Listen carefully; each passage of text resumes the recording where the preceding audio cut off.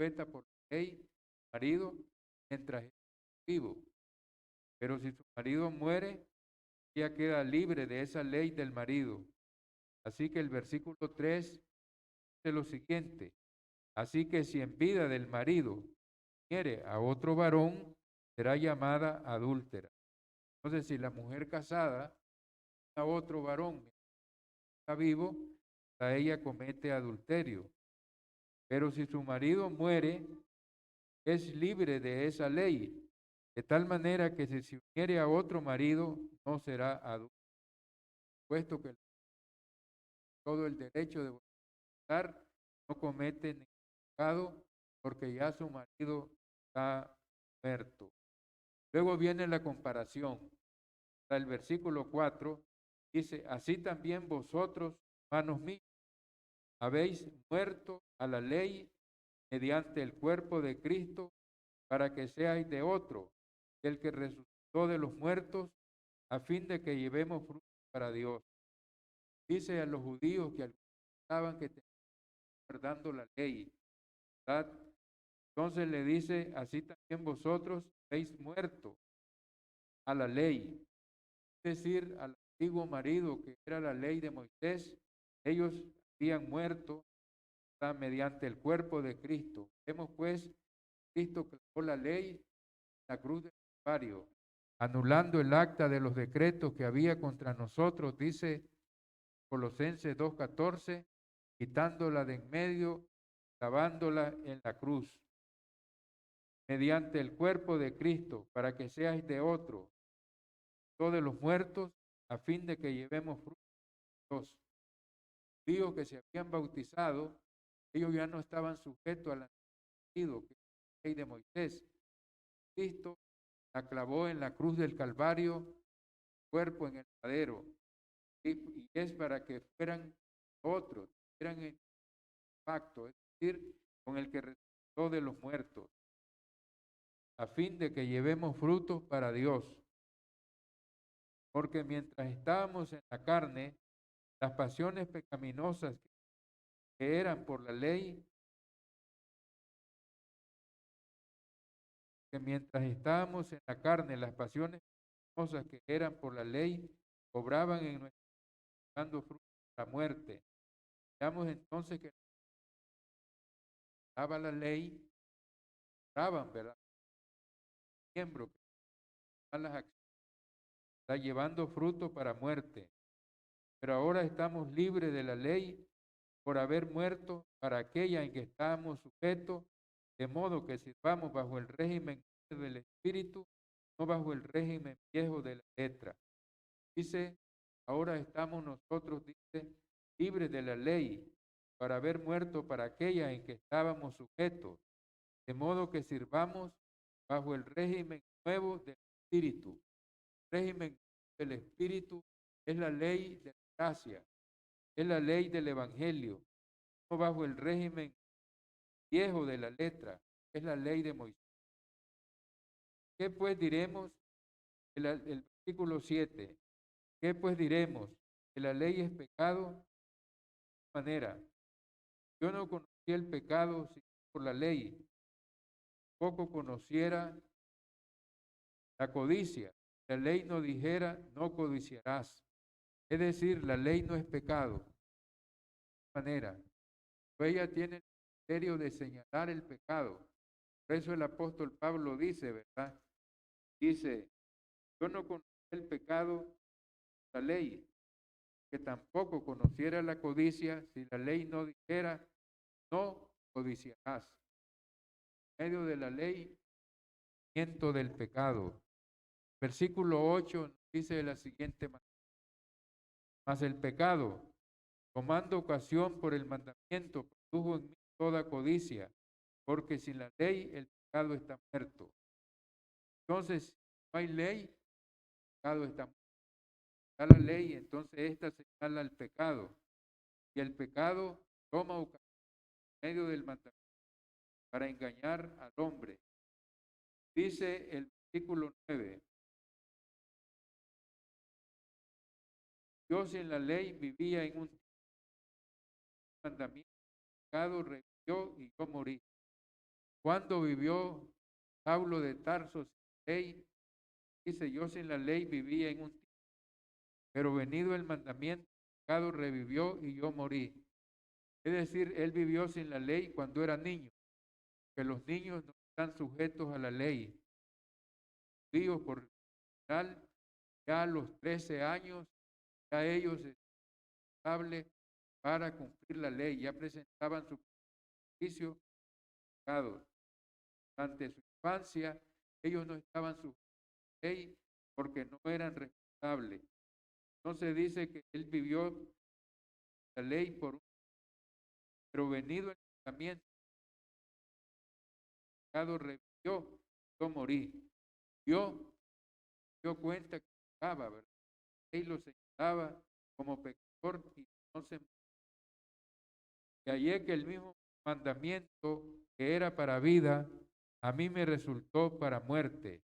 ¿Por qué el mandamiento que era para vida, a él le resultó para muerte?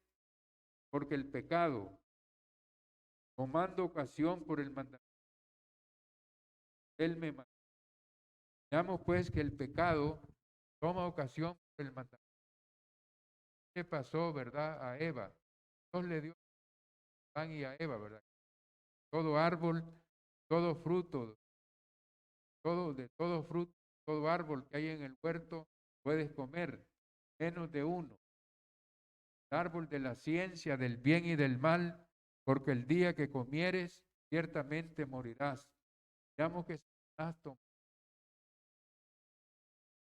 dijo, ¿verdad? Dios os ha dicho que no hay de todo fruto. No, le dice, podemos comer de todo menos el fruto de la ciencia del bien y del mal, porque el día que comamos vamos a. Entonces vino Satanás, tomó el mandamiento, lo engañó. Sabe Dios que el día que ustedes han abierto vuestros ojos y seréis como dioses, sabiendo el bien y sabiendo el mal. Y le engañó, ¿verdad? Por medio del mandamiento, es decir, dándolo mal, ¿verdad?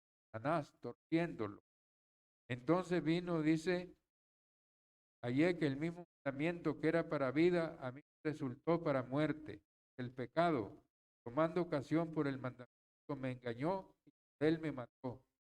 Versículo 12. De manera que la ley y la verdad es santa y el mandamiento santo y bueno. Versículo 13 tiene una pregunta. Dice, luego, lo que es bueno vino a ser muerte para mí en ninguna manera, pecado. Para mostrarse pecado, produjo en mí la muerte por medio de lo que es bueno, a fin de que por el mandamiento el pecado llegase a ser sobremanera pecaminoso. Dice de ninguna manera, pero el pecado produjo en él la muerte por medio de lo que es bueno. Perdón. Fin de que por el mandamiento el pecado llegase a ser sobremanera pecaminoso. La ley señala el pecado y el pecado se vuelve de manera pecaminosa. Pero miramos, artículo 14, pero sabemos que la ley es espiritual, mas yo soy carnal, vendido al pecado. Aquí el apóstol Pablo está personificando cuando él estaba sujeto a la ley, no en Cristo. Cristo, el apóstol, era carnal, poco era vendido el pecado. Está hablando, ¿verdad? Cuando era Saulo de Tarso, cuando era perseguidor de la iglesia, de todo judío, sujeto a la ley y Cristo.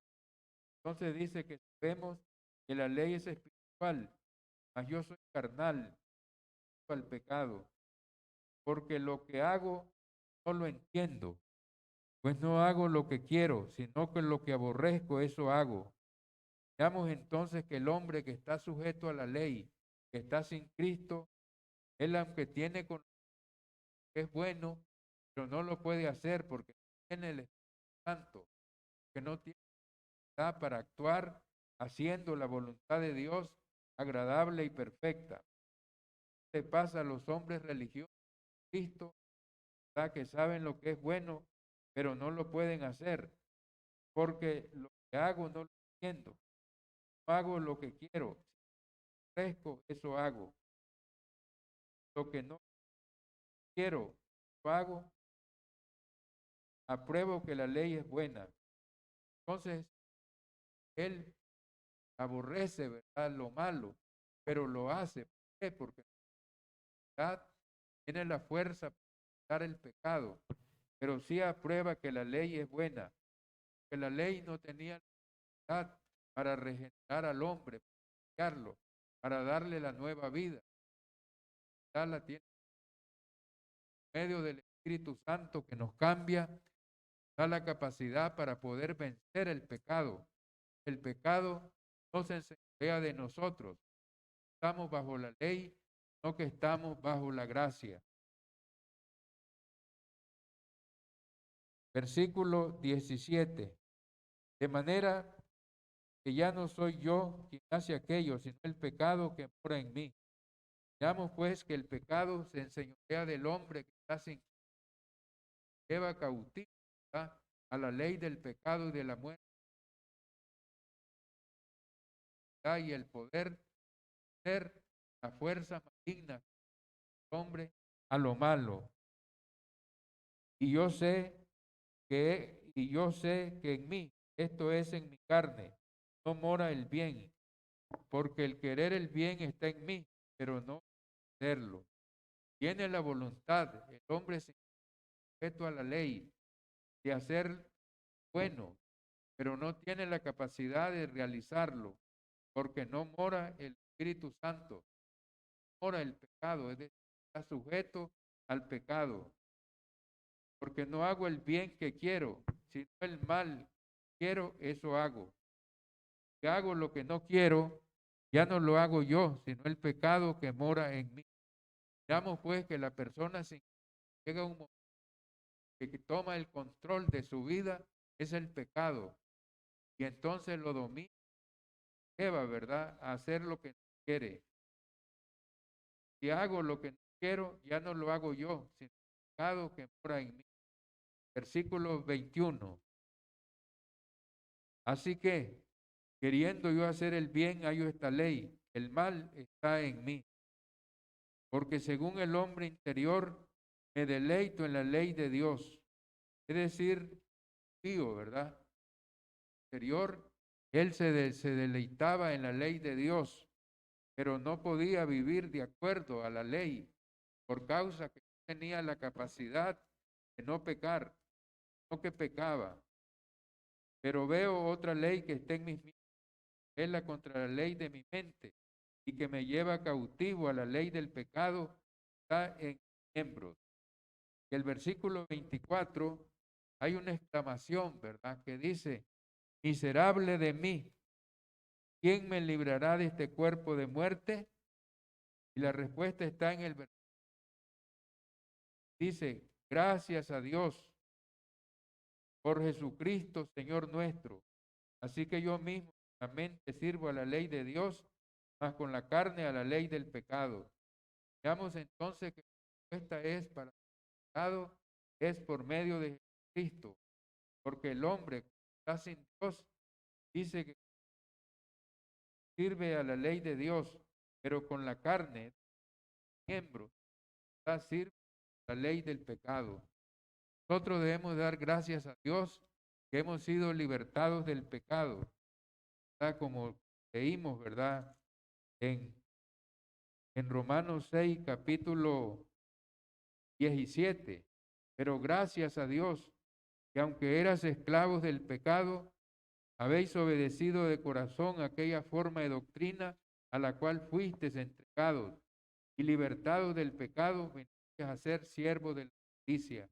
Hemos sido libertados del pecado para ser siervos de la justicia, es decir, hacer la voluntad de Dios agradable y perfecto. Por tanto, debemos de vivir apartados mal, la de todas las obras de la carne, viendo el fruto, ¿verdad?, que es gozo, que es paz, que es gozo, que es alegría, que es bondad, que es fe, que es haciendo la voluntad de Dios agradable y perfecta.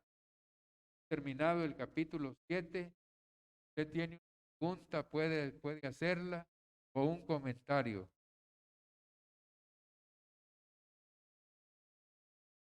Bien, que el Señor les bendiga a todos y puede pasar el hermano que